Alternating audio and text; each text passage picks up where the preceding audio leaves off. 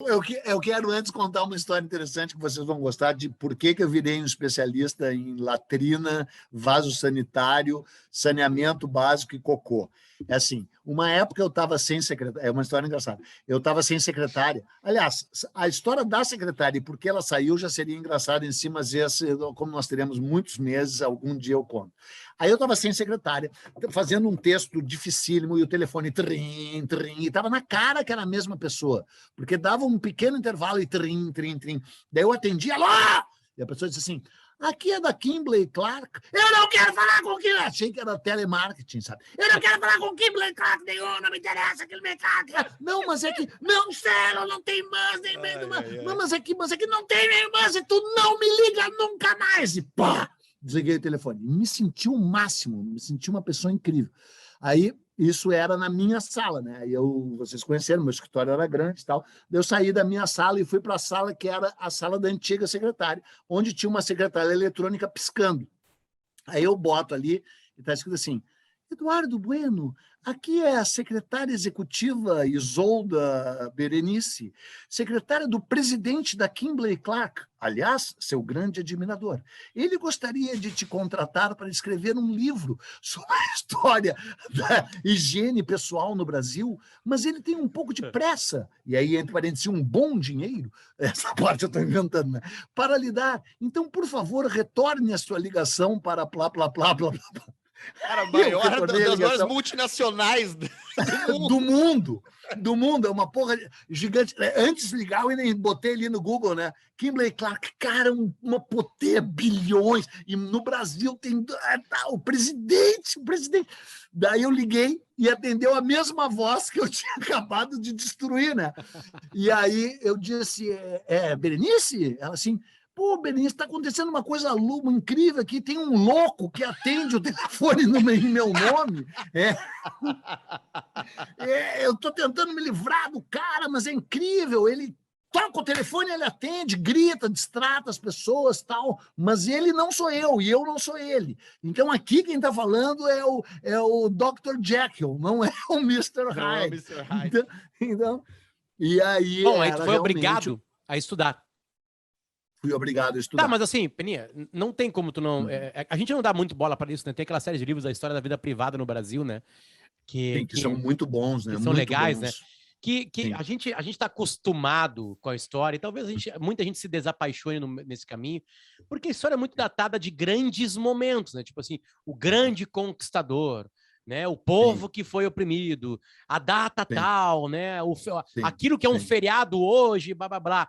Só que a história, ela é feita quase que diariamente, né? E esses artefatos... Não, diariamente, né? Com certeza diariamente, né? E feita por essa vivência cotidiana, diária. Isso aí foi uma coisa que surgiu na França, né? Chama, atenção, não é piada, chama École d'Annales, né? A Escola dos Anais, né? Que é uma tendência que surgiu na França no fim dos anos 40, início dos anos 50, que é a chamada história da vida privada e a microhistória, né? Que a história não é feita só por reis, rainhas, guerras, reis, grandes acontecimentos e feriados. É feita por seres humanos iguais a nós, né? Que tem sangue, sêmen, xixi, cocô, né? Cara, se vestem, comem, se alimentam, né? Tem anseios, tem desejos, tem covardias, tem vilanias e tem grandes atos de coragem também. E aí se começou, então, uma nova narrativa histórica, já que a história é uma fabulação, né, cara? A história é uma criação. É claro que ela é feita com base documental, mas aquele que conta escolhe o que entra e o que não entra. A história é uma fabricação nesse sentido. Quando tu lê um livro de história, tu tem que saber quem é que o escreveu. Um dos grandes problemas do Brasil é que, além de não saber nada da sua própria história, o brasileiro ainda não sabe nem quem a escreveu e como a escreveu e por que a escreveu, né? E aí, quando você estuda história, tu percebe que o passado está sempre mudando. O passado nunca é igual, porque o passado depende do olhar que o presente volta para ele. E como o presente está sempre se transformando também, as novas escolas historiográficas olham para o passado de uma outra maneira. Até 60, 70 anos atrás, ninguém ia estudar a história do cocô. Hoje, se tu entrar na Amazon... Então, eu tenho até mais um pequeno parênteses. Vocês sabem que eu sou um retardado com relação a questões tecnológicas e papapá, computador, uso super pouco, não sei usar até hoje. E aí me disseram que tinha surgido uma tal Amazon. Eu pensei que, inclusive, era a Floresta. Não, é a Amazon, uma loja que é cheia de livros, tem livros sobre tudo. Aí eu digo, sobre tudo? Aí eu fui lá me autodesafiar. Tá? E aí comecei a botar tudo que me ocorria. Daí não sei por quê, uma das primeiras coisas que eu botei foi bear, que é urso. Né? Botei urso. Cara, tinha uns 10 livros sobre urso. O urso pardo, o urso grizzly, o ataques de urso, o urso branco em extinção, que aliás está, né, nos polos. Urso. Digo, porra, tem urso mesmo. Aí fui indo, pesquisando tudo e tal. Aí me irritei e botei shit, né, merda. Cara, o que tinha mais de 20 livros sobre merda. Mais de 20 livros sobre a história da merda. Alguns, inclusive, sobre cropófilos. Sabe o que é coprófilos? Né? Se você é ignorante, ouvindo isso, não sabe. É o cocô fóssil. É o cocô fossilizado. Se encontrou cocô fóssil de dinossauro. Se encontrou cocô fóssil de seres humanos. Entendeu? O cocô fossilizado. Então, tinha um livro só sobre coprólitos, né? E aí sobre coprofilia, que é um desvio sexual, na verdade, de transar envolto em cocô. Com milhões, né? E milhões de views no Xvideos. Milhões e milhões de views. São milhões. Exatamente. Exatamente. Eu fiz uma pesquisa, porque a gente sabia que eu ia falar sobre isso, então eu fiz uma pesquisa em tudo que tem hoje de moderno, assim, e aí eu não sabia que existiam vídeos de pessoas, né, tratando o cocô como algo, algum fetiche, algo... Não sabia. Não sabia de xixi. Então nunca ouviu sabia do Golden Shower, de cocô, eu pensei que o ser humano não sabia. Arthur, ele é um amador, ele ainda está na fase do Golden Shower. É brown Não, brown eu não estou sugar, na fase. Cara. Brown sugar, não, brown sugar é outra coisa. Não, brown sugar é outra coisa. Tá, olha só, tu estava respondendo pro Arthur sobre os povos e contando a história de porque tu escreveu um livro sobre isso. Não, cara, aqui, ó, cara, eu não quero soar, o Arthur já estava há pouco falando mal do Império Otomano antes da gente entrar no ar, não é bom, porque aí a gente vai deixar claro que ele não gosta de árabe, que ele não gosta Não, do muito Oriente, pelo contrário, justamente por cancelado. gostar dos árabes é que eu não gosto do Império Otomano da Primeira Guerra Mundial. Eu sou time Faisal. Eu não quero saber dos otomanos, dos turcos. Tá certo. Então, não, mas assim, ó, eu não quero soar mais anti-ocidental e anti-raça branca do que eu sou, mas eu sempre fui. Quem estuda a história da humanidade conclui que é óbvio que as raças anglo-saxãs e o branco e o europeu deram inúmeras contribuições para o mundo, é evidente, na ciência, na própria história. Mas, cara, assim, o jeito que os europeus conquistaram o mundo, a história da dominação europeia do mundo é uma história sórdida, horrorosa, né? Inclusive começa, tem um cara chamado, anota aí, já que as pessoas, K.M. Pennicar, K.M. Pennicar, P-A-N-N-I-K-E-R. É o cara que escreveu um livro chamado A Era da Dominação Europeia na História. E ele diz que essa era começou no momento em que o Vasco da Gama chegou na Índia.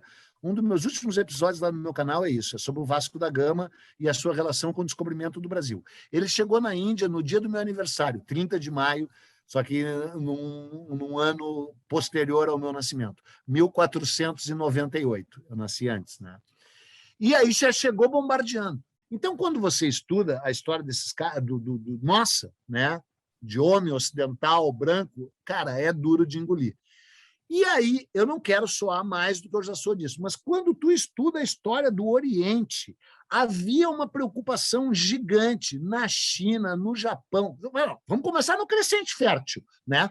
A Babilônia, a Pérsia, o Egito, depois até a Grécia, que daí já é essa transição para o Ocidente, que daí, claro, que a Grécia já é o Ocidente, e lá o Extremo Oriente, Japão e China. Os caras tiveram um cuidado, quando surgiram as primeiras cidades, um cuidado quase que minucioso de como é que eles iam resolver a questão do abastecimento de água e do saneamento básico. Então, o seguinte, não podia cagar na rua, não podia fazer cocô na rua. Tinha regras para onde fazer cocô, para onde o cocô deveria ser levado. E aí, quando os europeus avançam e dominam o mundo inteiro, eles levam consigo uma quantidade de merda gigante, de sujeira gigante, né? E o assunto é outro, mas é um pequeno parênteses, juro que cala a boca. Hoje, a moderna historiografia espanhola e portuguesa trata a chamada invasão berbere, invasão árabe da Península Ibérica, que se iniciou no ano de 711, né, com tal Tariq, né, que cruzou o Estreito de Gibraltar. E em 7 anos, os árabes conquistaram toda a Península Ibérica e demorariam 700 para ser expulsos de lá. Né, invadiram no ano de 711 e só foram expulsos no dia 1º de janeiro de 1492, que é o ano-chave da história, porque é o ano que o Colombo descobre a América. Descobre a América com o dinheiro saqueado aos árabes, porque a Isabel e o Fernando, os reis católicos, que eram do Talibã, né? A Isabel era talibã, a Isabel era xiita. A gente fica dizendo, a rainha Isabel, a católica. Sim, com que os católicos tinham de pior, persecutória, intolerante, enquanto que na Andaluzia reinava grande tolerância política, econômica e religiosa. Eram árabes, judeus e cristãos comercializando junto naquele momento mágico da história da humanidade que é a Andaluzia, né? Capital Granada e Córdoba, Sevilha, né? Cidades mágicas, onde a humanidade vivia um dos seus apogeus, que seria brutalmente encerrado com a Reconquista. E depois dessa Reconquista, os europeus se expandem pelo mundo, levando a merda deles.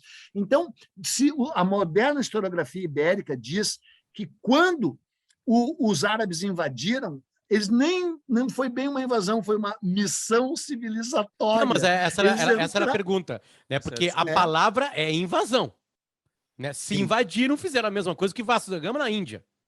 Exatamente.